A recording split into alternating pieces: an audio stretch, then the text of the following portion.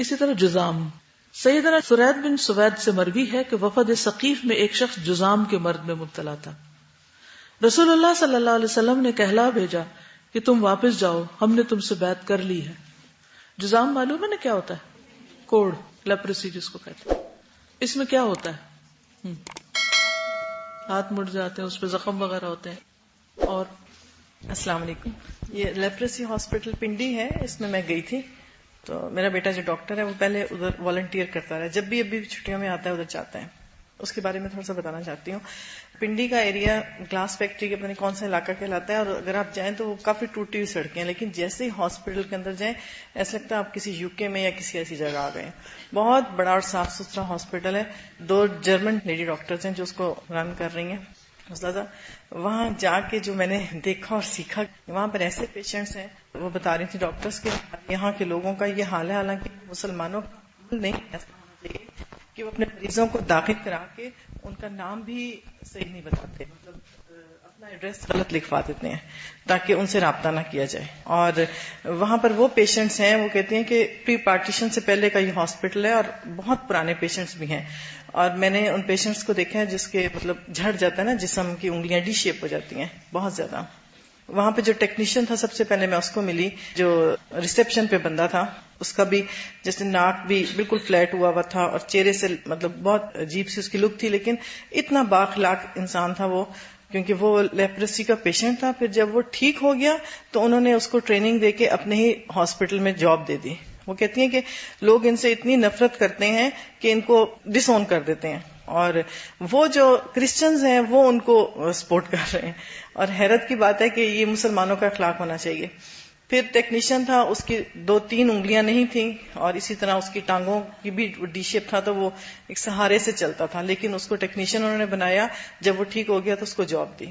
اور اسی طرح جو تھوڑے پیشنٹ ہوتے ہیں، جیسے مثلا جس کو تھوڑی بیماری ہو، اس کو پھر وہ لوگ باہر کہیں نہ کہیں، جیسے میرے بھائی کی ورک شاپ ہے اس میں ایک انہوں نے رکھوایا. پھر الحمدللہ اس کو پیچھا کرتی رہی، دیکھتی رہی. لیکن یہ بیماری ایسی ہوتی ہے جو کہ انسان کو بہت زیادہ اندر سے توڑ دیتی ہے نا، کیونکہ ایسے لگتا ہے جیسے دوسرے کو بھی لگ جائے گی، اور اس کی جسم کی حالت چینج ہو جاتی ہے، ویسے نہیں رہتی، نہ شکل، نہ ہاتھ، نہ کچھ اور. اور پھر ایک چیز یہ بھی اس ہاسپٹل کی مجھے بہت اچھی لگی کہ انہوں نے ان پیشنٹس کے لیے پیچھے کی طرف، کیونکہ مسلمان ہیں سارے، اور ایک پورا ایریا ایسا بنا دیا کہ جو پیشنٹ ٹھیک ہو گئے اور جن کو لوگ نہیں آتے لینے یا ملنے، تو وہاں پر ان کو رہائش دی ہوئی ہے، مسجد ہے ان کی، اور وہ سب ایز اے فیملی رہ رہے ہوتے ہیں. تو یہ بہت زیادہ ایک تکلیف دہ چیز ہے کہ ہم مسلمانوں کا اخلاق ایسا ہونا چاہیے. السلام علیکم. بیماری لگنے کے حوالے سے ایک میرے ساتھ واقع ہوا کہ ہماری ایک عزیزہ کی ڈیتھ ہو گئی. ان کو یخان تھا، اور ان کی ڈیتھ پتہ نہیں کس وقت ہوئی تھی، ہمیں بہت دیر سے پتہ چلا، لیکن سارا دن گزر گیا، ان کو نہلانے کے لیے کوئی تیار نہیں تھا کہ چونکہ ان کو ہیپاٹائٹس سی تھا شاید، تو یہ لگ جائے گا، تو کوئی ان کو نہلانے کے لیے نہیں آ رہا تھا. پھر دی اینڈ انہوں نے رات کو ہمیں کال کی کہ آپ اگر نہلا سکتی ہیں آ کے، میں اور میری بھابھی. لیکن اپنے ایمان کی کمزوری میں کئی مہینے یہ سوچتی رہی کہ مجھے ہو تو نہیں گیا یخان، مثلا اثر تو نہیں آ رہا میرے اوپر. لوگوں نے اتنا کہہ کے اتنا دماغ پختہ کر دیا کہ ایسا ہوگا، اور مستقل مجھے لگتا رہا کہ بس یہ لگ تو جائے گی، نہلا تو رہے ہیں، یہ فرض ادا کر دے، لیکن یہ لگ جائے گی ہمیں. لیکن اللہ کا شکر ہے، اللہ میں نے بچانا تھا، کچھ بھی نہیں ہوا. بالکل. اصل میں ایسی باتیں جو ہے یہ وہم سے بھی تعلق رکھتی ہیں، تو انسان کو وہم ہو جاتا ہے اور پھر وہم بیماری بن جاتا ہے. تو اس لیے اسلام نے اتنا یعنی ایمان کو پختہ کیا انسان کے کہ وہ پرامن طور پر اپنے جو بھی کام کاج ہیں ان کو کرتا رہے اور بہت سی فکر افکار سے جان چھڑائے. اب یہاں پر آپ دیکھ رہے ہیں کہ نبی صلی اللہ علیہ وسلم نے اس کو واپس بھیج دیا. یہ بھی احتیاط کے تقاضے میں سے تھا. اسی بارے میں ایک اور ارشاد ہے، فرمایا، بخاری کی روایت ہے، جزامی سے اس طرح بھاگو جیسے شیر سے بھاگتے ہو، یعنی اس کے ساتھ اس طرح مکس اپ نہ ہو، احتیاط لازم ہے. ایک اور موقع پر فرمایا کہ جزامی کی طرف زیادہ دیر تک مت دیکھو، کیونکہ بعض اوقات نگاہوں سے بھی کچھ اثرات انسان کے اندر آتے ہیں. پھر وہی بات ہے کہ وہم اور ایک خوف اور ایک ہم میں اگر انسان کے مبتلا ہونے کا اندیشہ ہے تو وہ، جیسے بہن بتا رہی ہیں کہ وہ ان کو فکر رہی کئی مہینے تک کہ وہ کہیں ہیپاٹائٹس میں مبتلا نہ ہو جائیں. اس لیے انسان کے ایمان کو بچانے کے لیے یہ تدبیریں بتائی جا رہی ہیں. ٹھیک ہے، کیونکہ شیطان ایسے مواقع پر بہت وسوسے ڈالتا ہے انسان کے اندر. تو مجذوم سے دور رہنے کی جو ممانعت آئی ہے وہ اس لیے نہیں کہ ان کو نفرت کی جائے یا ان سے بھاگا جائے کہ ان سے کوئی تعلق ہی نہ ہو، بیسیکلی یہ سد ذریعہ کے طور پر ہے. سد ذریعہ کا مطلب معلوم ہے نا, یعنی ایمان بچانا مقصود ہے یہاں, کہ کہیں یہ عقیدہ نہ بن جائے کہ اس سے بیماری لگی. لیکن احتیاط, تدابیر, توکل کے باوجود اگر کوئی بیماری آ جاتی ہے تو پھر اس پر انسان کو صبر سے کام لینا چاہیے, پرہیز کرنا چاہیے مختلف چیزوں سے جو نقصان دہ ہوں, اور علاج کروانا چاہیے. اصل میں اللہ نے بیماریاں تو اتاری ہیں کیونکہ اللہ نے انسان کو دنیا میں امتحان کے لیے بھیجا ہے. تو بیماری تو ہوگی, لیکن بیماری میں رویہ کیسا ہو, پھر اسی بات پر لاؤں کہ آپ کو غم, غصے, خوف, تکلیف, بیماری کے موقع پر ہم ریئیکٹ کس طرح کریں, کتنے شکوے شکایت کریں اور کتنا رونا دھونا کریں, اور کیا طریقہ اور کون سا اخلاق اور کون سی تدابیر اختیار کریں, تو یہ اس سے تعلق رکھتی ہے. جی ہاں, یہ جو ابھی فرحانہ پر نے بتایا جس ہاسپٹل کا, وہاں پہ کالج کے زمانے میں ہم اکثر جاتے تھے ویسے ہی ان لوگوں کے ساتھ ٹائم سپینڈ کرنے کے لیے. تو یہ جو حدیث ہے نا جس کے بارے میں ہے کہ جزامی کی طرف زیادہ دیر تک مت دیکھو, تو اس کا میں نے پریکٹیکلی وہ کیا ہے, کیونکہ جب ہم لوگ تو سامنے ہاسپٹل کی سائڈ پہ ہوتے تھے, جب انہوں پیچھے ایک دفعہ میں لے کے گئے, وہاں پہ ان کے چھوٹے بچے بھی تھے, اور پھر تو وہ مریض ہم سے تو بہت اچھی طرح ملتے تھے نا, اور بہت خوشی کے ساتھ, اور حالانکہ ایک جیسے تھا اس کا پورا فیس یہاں سے نہیں تھا. تو اب ہم ان کے سامنے جیسے بہت اچھی طرح ہم کوشش بھی کر رہے تھے, لیکن ایک نیچرلی انسان کے اندر جو ایک فیلنگ ہوتی ہے نا, تو وہ کئی دن تک حواس کے اوپر رہا. ابھی بھی میں سوچتی ہوں تو وہ حالانکہ 15 سال پرانی بات ہے, لیکن اس کا کام پہ بہت اثر پڑتا ہے پھر. جی جی, دوسری طرف سے بھی دیکھیے کہ جب آپ کسی کو اتنی دیر تک دیکھیں گے تو کیا ہوگا, وہ کہے گا کہ شاید آپ اس کو بیڈ لکس دے رہے ہیں, یا وہ کانشیس ہوگا, کیونکہ انسان کا دل نہیں چاہتا نا کہ ایسی حالت میں کوئی اس کو دیکھے. تو زیادہ دیر تک نہ دیکھنے کی اس میں دو طرفہ حکمت ہے. جی, یہ جس لیپروسی ہاسپٹل کی بات ہو رہی ہے, اس کے باہر گارڈز بھی ہوتے ہیں. وہ مریض کا بھی رویہ ہوتا ہے نا, ہر طرح کے مریض ہیں, کچھ وہاں سے بھاگ جاتے ہیں اور اپنی بیماری کا فائدہ اٹھاتے ہوئے بھیک مانگنا شروع کر دیتے ہیں. اور پھر بھیک مانگنے کا بھی طریقہ یہ کہ دوسروں کو خوفزدہ کر کے, منہ کے آگے ہاتھ کر کے, اور اپنی اوپر سے سکن اتار اتار کے دوسروں کے اوپر پھینکتے ہیں کہ تمہیں بھی یہ بیماری لگ جائے گی, ہمیں پیسے فوراً دو. ایکسپلائٹ کرتے. ٹھیک ہے, تو کوئی بھی بیماری اگر آ جائے تو پھر علاج بھی کرانا چاہیے.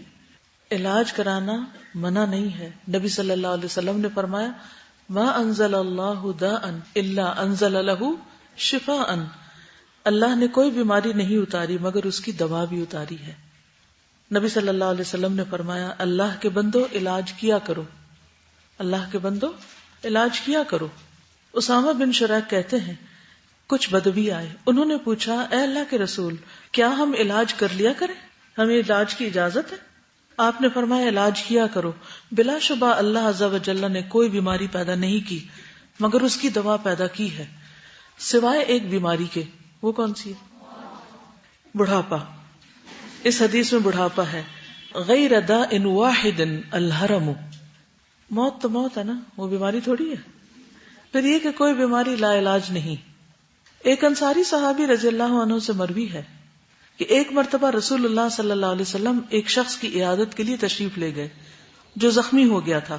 نبی صلی اللہ علیہ وسلم نے فرمایا, بنو فلاں کے طبیب کو بلا کر اسے دکھاؤ. لوگوں نے اسے بلایا, وہ آیا تو لوگ کہنے لگے, یا رسول اللہ صلی اللہ علیہ وسلم, کیا علاج اسے کچھ فائدہ دے سکتا ہے؟ آپ نے فرمایا, سبحان اللہ, اللہ نے زمین میں کوئی ایسی بیماری نہیں اتاری جس کی شفا نہ رکھی. یہ الگ بات ہے کہ ہم جاہل ہیں, ہمیں پتہ نہیں. رسول اللہ صلی اللہ علیہ وسلم نے فرمایا, اللہ تعالیٰ نے جو بیماری بھی اتاری اس کی شفا بھی اتاری. جو جان لیتا ہے سو جان لیتا ہے, جو ناواقف رہتا ہے سو ناواقف رہتا ہے, جو جاہل ہے سو جاہل ہے. تو اللہ سبحانہ وتعالیٰ نے انسان کو عقل بھی دی, علم بھی دیا, حکمت بھی دی. لہذا انسان کو چاہیے کہ وہ ان نعمتوں سے فائدہ اٹھائے اور ان کا شکر گزار ہو. اللہ کو ایسے لوگ قطعاً پسند نہیں جو بے عقل رہیں, نہ سمجھ رہیں, اور غور و فکر سے کام نہ لیں اور اپنے دماغ کو استعمال نہ کریں. قرآن مجید میں ایسے لوگوں کے بارے میں کیا فرمایا گیا؟ اولئک کالانعام بل ہم اضل, ایسے لوگ جانوروں کی طرح, مویشیوں کی طرح, ان سے بھی گئے گزرے, ان سے بھی زیادہ بھٹکے ہوئے. تو کسی انسان کے لیے سب سے بڑی بیماری جہالت ہے. جہالت امراض میں سب سے بڑا مرض ہے, لا علمی, نہ سمجھی. عام طور پر ہم محنت سے بچنے کے لیے، محنت سے جی چرانے کے لیے کیا کہتے ہیں؟ میری تو سمجھ میں کچھ نہیں آتا، مجھے یہ سمجھ میں نہیں آئے گا، یہ میں کر نہیں سکوں گا. اس قسم کے منفی خیالات کی وجہ سے کیا ہوتا ہے؟ نہ آپ علم کا حق ادا کرتے، جو سیکھ رہے ہیں وہ بھی نہیں سیکھ پاتے، یا دوسروں کے بارے میں یہ زیوم کر لینا کہ یہ نہیں کر سکتے. اپنے بچوں کے بارے میں بعض اوقات ہم ایسے کامنٹس دیتے رہتے ہیں، یہ تو بالکل بے وقوف ہے، اس کو نہیں سمجھ آئے گی، تم تو فیل ہی ہو کے رہو گے، تم نہیں کر سکتے. اللہ نے کسی کو اس طرح بے وقوف نہیں پیدا کیا، ہم خود ہی بے وقوف بنے رہتے ہیں. ٹھیک ہے، کچھ لوگ بیمار ہوتے ہیں، ذہنی کمزور ہو سکتے ہیں، بچپن سے کچھ لوگوں کو جیسے اور ڈسیبلٹیز ہوتی ہیں تو ذہنی طور پر بھی کچھ لوگ ڈسیبل ہوتے ہیں، وہ صاف پہچانے جاتے ہیں. وہ تو مکلف بھی نہیں، جو مجنون ہے یا کم عقل ہے وہ تو مکلف بھی نہیں.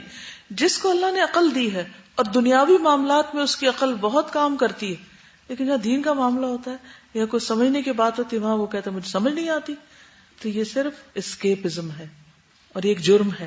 انسان کو مشکل کا مقابلہ کرنا چاہیے. جہالت کا علاج کیا ہے؟ علم حاصل کرنا. کیوں نہیں کرتے؟ کیونکہ اس میں تکلیف ہے، تو وہ تکلیف اٹھائیں گے تو اجر ملے گا نا. اس ریوارڈ کو یاد رکھیں جو طالب علم کے لیے ہے. علم کے راستے پہ چلنا جنت کے راستے پہ چلنا ہے، تو جنت کا راستہ مشکل راستہ ہے. تو علم حاصل کرنے کی مشقت سے بھاگے نہیں، چاہے وہ کوئی بھی علم ہو. اور دین کا علم آپ کو کوئی بھی نفع مند علم حاصل کرنے سے روکتا نہیں ہے. اللہ سبحانہ وتعالیٰ نے لقمان کو حکمت عطا کی تھی جس کا ذکر قرآن مجید میں آتا ہے، وَلَقَدْ آتَيْنَا لقمان الحکمۃ ان اشکر للہ. ہم نے لقمان کو بلا شبہ حکمت عطا کی کہ اللہ کا شکر گزار بن جائے. تو مسنون علاج خواہ روحانی ہو یا جسمانی، اس کا اصل سورس اور منبع الہام اور وحی الہی ہے. وحی الہی نبی صلی اللہ علیہ وسلم کے ذریعے بہت سے علاج سکھائے گئے. اس کے علاوہ اللہ تعالیٰ ہمارے دل میں کئی چیزوں کی سمجھ ڈال دیتا ہے. اور وہ کس کے دل میں ڈالتا ہے؟ جو دلچسپی لیتا ہے، جو شوق رکھتا ہے، جو محنت کرتا ہے، تو اللہ تعالیٰ اس طرف اس کی رہنمائی فرما دیتا ہے. یہ جتنی بھی انوینشنز ہوئی ہیں ان میں سے میجورٹی کیا ہے کہ اچانک وہ آئیڈیا اللہ نے دل میں ڈال دی. لیکن ایک عام انسان کے دل میں وہ کیوں نہیں آیا؟ وہ سائنٹسٹ کے دل میں کیوں ڈالا اللہ نے؟ کیونکہ محنت کر رہا تھا، وہ دن رات لگایا تھا اس میں. والذین جاہدوا فینا لنہدینہم سبلنا. وہ لوگ جو ہمارے راستے میں جد و جہد کریں گے، محنت کریں گے، مشقت کریں گے، ہم ضرور انہیں راستہ دکھائیں گے. تو اصل کمی ہمارے پارٹ پہ ہوتی ہے، ہم محنت نہیں کرنا چاہتے، نہ بیماریوں کا علاج ڈھونڈنے میں نہ اور مسائل کا. ہر شخص مسائل بتانے کے لیے تو بہت تیار ہے، بس وہ چاہتا ہے کوئی نہ کوئی مل جائے جو اس کو مسائل بتاتا رہے. وہ لیکن نہ اپنی عقل استعمال کریں گے اور نہ کچھ پڑھیں گے، نہ سمجھیں گے، نہ لکھیں گے کہ وہ ان مسائل کا حل بھی کہیں سے پڑھ لیں. بہت سے مسائل آپ کے ایسے ہیں جن کا آلریڈی حل کتابوں میں موجود ہے، چونکہ آپ جاہل ہیں اس لیے آپ کو پتہ نہیں. اور آپ کیا چاہتے ہیں کہ بس کوئی حلوہ پکا کے لے اور آپ کھا لیں، اور خود محنت نہیں کرنا چاہتے. تو اس کے لیے کیا ضروری ہے کہ پڑھیں، اپنے آپ کو عادی بنائیں اور مختلف طرح کی کتابیں پڑھیں، سمجھیں. اور ہر دینی مسئلے کا حل موجود ہے، لیکن ہم پڑھتے نہیں. تو ہم کبھی اس سے پوچھتے، کبھی اس سے فتویٰ شاپنگ کرتے رہتے ہیں، شاید یہ حلال کر دے یا وہ حلال کر دے. خود غور و فکر نہیں کرتے، کیونکہ ہم اپنا وقت اپنی ڈیزائرز کی تکمیل میں گزارنا چاہتے ہیں. ہم کیا چاہتے ہیں؟ اور لوگ کچھ محنت کریں، کام کریں، اور ہمارا دل لگتا ہے، ہماری خواہشات، ہماری ڈیزائرز ہیں، ہم ان کے پیچھے چلیں. آج کی نوجوان نسل کیوں نکمی ہے، کیوں نہیں پڑھ پا رہی؟ میجورٹی کا حال یہ کیوں ہے؟ کیونکہ ہر ہاتھ میں موبائل ہے. قرآن کی بجائے موبائل ہر ہاتھ میں ہے، ہر دل خواہشات سے بھرا ہوا ہے، اسی میں لگے ہوئے ہیں. تو جب کوئی قوم خواہشات کے پیچھے چل پڑتی ہے اور محنت مشقت چھوڑ دیتی ہے تو پھر وہ کہیں کی بھی نہیں ہوتی، کچھ کرنے کے قابل نہیں ہوتی، وہ دوسروں کے لیے بھی ایک بوجھ ہوتی. تو اگر آپ ینگ ہوتے ہوئے بیمار ہیں یا مسائل میں گھرے ہوئے ہیں تو پھر اس کے حل کے لیے خود کچھ ہاتھ پاؤں ماریے، کوشش کیجیے. اور جب آپ محنت کریں گے تو اللہ تعالیٰ آپ کے لیے راستے بھی آسان کرے گا. نبی صلی اللہ علیہ وسلم نے فرمایا ہر بیماری کے لیے دوا ہے. جب کسی مریض کو صحیح طریقے پر بیماری کی دوا پہنچتی ہے تو اللہ عز و جل کے حکم سے وہ تندرست ہو جاتا ہے. اب علاج کے لیے ویسے تو آپ ڈاکٹر کے پاس جائیں گے، دوا لیں گے، لیکن کچھ قدرتی غذاؤں سے علاج، اس بارے میں پہلے بھی کچھ بات ہوئی تھی. قدرتی غذاؤں سے علاج، کچھ چیزیں میں دوبارہ کچھ نئی اور کچھ پہلے والی دہرا دیتی ہوں تاکہ ہم سب سے پہلے آغاز کہاں سے کریں؟ اپنے مزاج کو سمجھیں، اپنی بیماری کو سمجھیں، اپنے بلڈ گروپ کو جانیں اور صحیح غذا کا استعمال شروع کریں. پھر پرہیز کریں. اس کے بعد کیا کریں؟ احتیاط برتیں. ٹھیک ہے، یعنی پہلا حصہ پرہیز کا تھا اور یہ جو مجزوم اور یہ طاعون اور یہ ساری بیماریوں سے احتیاط برتنے کا، اور پھر صرف بیماریاں نہیں بلکہ سردی گرمی سے بھی احتیاط برتنا، اور اب صحیح غذا کا استعمال. تو اگلا حصہ کیا ہے؟ صحیح غذا کا استعمال. تو اسلام مختلف بیماریوں میں مبتلا لوگوں کو قدرتی غذاؤں سے بھی علاج بتاتا ہے، جن کو ہم عام طور پر دیسی طریقے، گھریلو نسخے کہتے ہیں. اس میں سب سے پہلی چیز شہد ہے، ٹاپ آف دا لسٹ، جس کے بارے میں خود قرآن پاک میں اللہ تعالیٰ نے اس کو کیا فرمایا؟ فیہ شفاء للناس، اس میں لوگوں کے لیے شفا ہے. رسول اللہ صلی اللہ علیہ وسلم نے فرمایا اگر تمہاری دواؤں میں سے کسی دوا میں کوئی خیر ہے تو وہ شہد کے ایک گھونٹ میں. تو شہد چمچ سے کھانے کے بجائے اس کو ڈرنک کرنا چاہیے. شربت عسل، شربہ یعنی جیسے گلاس یا بوٹل میں شہد ہے تو اس کو پیئیں، اور ایک گھونٹ یعنی ایک ماؤتھ فل، ٹھیک ہے. اور اس کو آپ عادتاً ہفتے میں ایک دفعہ پی سکتے ہیں، دن میں تھوڑا سا پی سکتے ہیں، مہینے میں پی سکتے ہیں، لیکن حسب ضرورت اور حسب مزاج. کچھ لوگوں کو فائدہ نہیں دے گا زیادہ اس کو لیں گے. یعنی کسی بھی چیز کو شفا کہنے کا مطلب یہ نہیں ہے کہ پھر سب کچھ چھوڑ کے وہی کھاتے رہیں ہر وقت. تو کلو وشربو ولا تسرفو، اسراف اس میں بھی نہیں ہوگا خواہ وہ شفا ہی کیوں نہیں. پھر یہ بھی یاد رکھیے کہ شہد جو ہے یہ پاکیزہ رس ہے.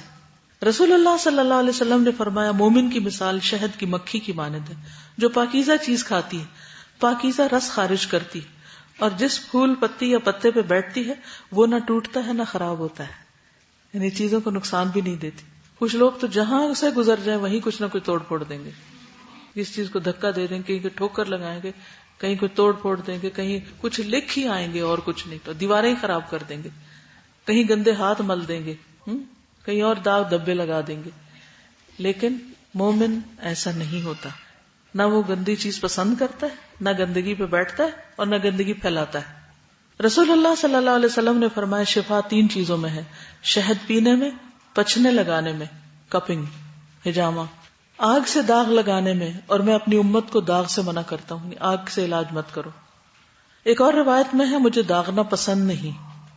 ایک مرتبہ آپ صلی اللہ علیہ وسلم نے کسی کو پیٹ کی خرابی میں بھی شہد تجویز کیا تھا. ابو سعید خدری کہتے ہیں کہ ایک مرتبہ ایک شخص نبی صلی اللہ علیہ وسلم کی خدمت میں حاضر ہوا، عرض کیا میرا بھائی پیٹ کی تکلیف میں مبتلا ہے. آپ نے فرمایا اسے شہد پلاؤ، یعنی شہد کا پینا خالص بھی ہو سکتا ہے اور اس کو پانی میں ملا کے پینا بھی مراد ہو سکتا. دوسری مرتبہ پھر وہ آ گیا تو آپ نے اسے پھر شہد پلانے کے لیے کہا. تیسری مرتبہ آیا تو آپ نے فرمایا شہد پلاؤ. اس نے کہا میں نے ایسا ہی کیا لیکن کوئی شفا نہیں.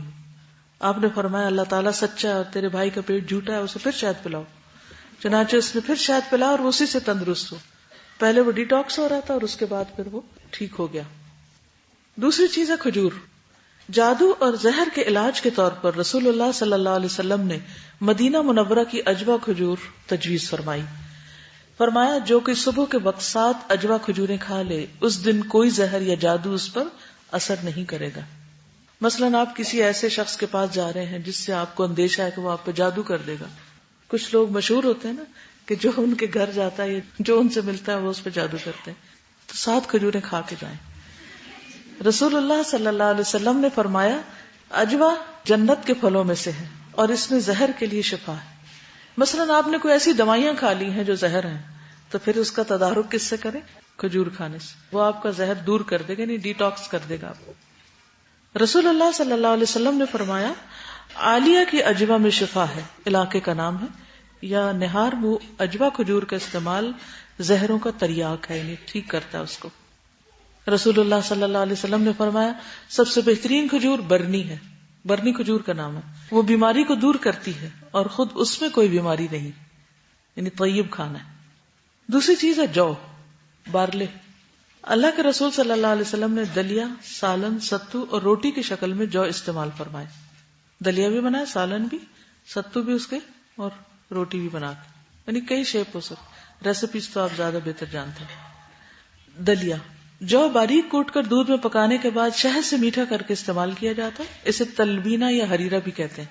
بیماری میں اور بیماری کے بعد کی کمزوری، تھکن اور پریشانی دور کرنے کے لیے جو کا استعمال طب نبوی میں قابل ذکر ہے. حضرت عائشہ صدیقہ سے روایت ہے رسول اللہ صلی اللہ علیہ وسلم کے اہل خانہ میں سے اگر کسی کو بخار ہو جاتا تو آپ دلیا بنانے کا حکم دیتے. جب وہ تیار ہو جاتا تو اسے کھانے کا حکم دیتے. فرماتے کہ یہ غمگین آدمی کے دل کو تقویت پہنچاتا ہے، ڈپریشن کا علاج بھی ہے، اور بیمار آدمی کے دل کی پریشانیوں کو اس طرح دور کرتا ہے جیسے تم میں سے کوئی عورت اپنے چہرے سے میل کچیل کو پانی کے ذریعے دور کرتی ہے. یعنی عورتیں چہرے کے بارے میں زیادہ کانشیس ہوتی ہیں. تو اس سے یہ پتہ چلتا ہے کہ یہ بھی انسان کو صاف کرنے والی غذا ہے. تو پھر آپ نے دوبارہ بھی کبھی بنایا کہ ایک دفعہ ہی ختم؟ کیوں نہیں بنا سکتے ہاسٹل میں؟ بالکل بنا سکتے ہیں.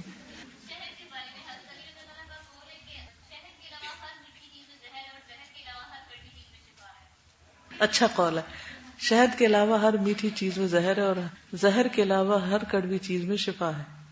یہ حکمت کی باتیں ہوتی ہیں نا جو اللہ تعالیٰ دلوں پہ القاء کر دیتا ہے. یؤتی الحکمت من یشاء ومن یؤت الحکمت فقد اوتی خیرا کثیرا. سید عائشہ بیمار کے لیے تلبینہ کا حکم دیتی. دیکھیں تلبینہ بنانے میں دیر کتنی لگتی. آپ کہتے ہیں نا ہاسٹل میں نہیں بنا سکتے، مجھے پتا چلا آپ لوگ نوڈلز بناتے رہتے ہیں. تو جو نوڈل بنا سکتا ہے وہ دلیا بھی بنا سکتا ہے. آپ جو گھر سے بھون کے لے آئے اور اس کو تھوڑے سے بوائلڈ واٹر میں تھوڑا سا ملا کے اوپر سے شہد تھوڑا ڈال کے کھا لیں، بہترین ناشتہ ہے. سید عائشہ بیمار کے لیے تلبینہ کو حکم دیتی اور اس کے لیے بھی جسے کسی کے مرنے کا رنج ہوتا. یعنی حضرت عائشہ نبی صلی اللہ علیہ وسلم کی اس حدیث کے مطابق، اس تلقین کے مطابق کیا کرتی؟ جہاں فوتگی ہوتی وہاں یہ بنانے کا حکم دیتی اور کہتی تھی میں نے رسول اللہ صلی اللہ علیہ وسلم سے سنا ہے کہ تلبینہ بیمار کے دل کو تسکین دیتا ہے اور بعض رنج بھی کم کر دیتا ہے. تو جو لوگ ہوم سک ہو وہ تلبینہ کھانا شروع کریں. عروہ بن زبیر سے روایت ہے کہ ام المؤمنین سیدہ عائشہ کی عادت تھی کہ جب ان کے عزیزوں میں سے کسی کی وفات ہو جاتی، عورتیں جمع ہو جاتی، پھر چلی جاتی، مگر گھر والے اور خاص خاص عزیز رہ جاتے تو ان کے حکم سے، یعنی حضرت عائشہ کے حکم سے تلبینہ کی ایک ہانڈی پکائی جاتی، پھر سرید بنوا کر تلبینہ اس پر ڈلواتی اور عورتوں سے کہتی سکھاؤ، کیونکہ میں نے رسول اللہ صلی اللہ علیہ وسلم کو فرماتے ہوئے سنا ہے کہ تلبینہ سے بیمار کے دل کو تسکین ہوتی ہے اور اس کا غم کسی قدر ہلکا ہو جاتا ہے. تو سرید کیا ہوتا ہے؟ شوربے میں روٹی کے ٹکڑے ڈال کر پکانا، جسے اوگرا بھی کہتے ہیں. کسی کو پتا اوگرا کیا ہوتا ہے؟ اوکے، یہ کہتی ہے کہ مٹی کی ہانڈی میں اسپیشل قسم کا کدو بنتا ہے تو وہ اوگرا کہلاتا ہے. دیکھیے پہلے ایسا ہوتا تھا کہ لوگ بچوں کا کھانا پھینکتے نہیں تھے. ہم تو بہت ماڈرن ہو گئے نا تو کھانا ضائع کر دیتے. اچھا مثلاً کچھ کمیونٹیز میں یہ ہوتا ہے کہ جیسے اگر رات کو چاول بچ جائیں تو وہ اگلے دن مرچ مسالہ لہسن نمک اور ڈال کے ان چاولوں کو بھون کے کھچڑی بنا لیتے ہیں تو وہ پچھلے دن سے بھی زیادہ لذیذ ہو جاتے ہیں. ٹھیک ہے، یعنی وہ چاولوں کی بھجیا سی بنا لیتے ہیں. اب آپ کے منہ میں پانی آ رہا ہے. اچھا اسی طرح کچھ لوگ اگر سالن بچ جائے اور روٹی بھی بچ جائے تو روٹی توڑ کے اس کے اندر ڈال کے پکا لیتے ہیں. اس کو اوگرا کہتے ہیں پنجابی میں. ٹھیک، اور عربی میں اس کو سرید کہتے ہیں. عربوں میں تو بہت مشہور ہے یہ کھانا.